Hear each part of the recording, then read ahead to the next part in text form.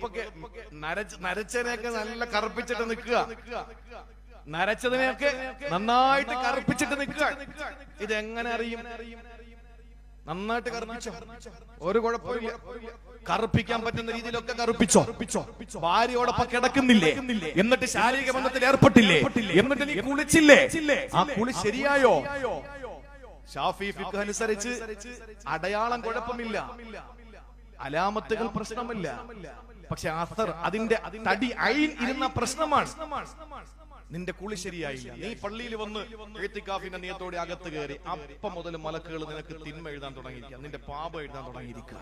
എന്നിട്ട് നീ നേരെ നിസ്കരിച്ചു, ഹറാം. സുജൂദ് ഹറാം, പള്ളി കയറൽ ഹറാം, ഖുർആൻ തൊടൽ ഹറാം. കാരണം ജനാബത്ത് മാറിയിട്ടില്ല, ജനാബത്ത് മാറിയിട്ടില്ല.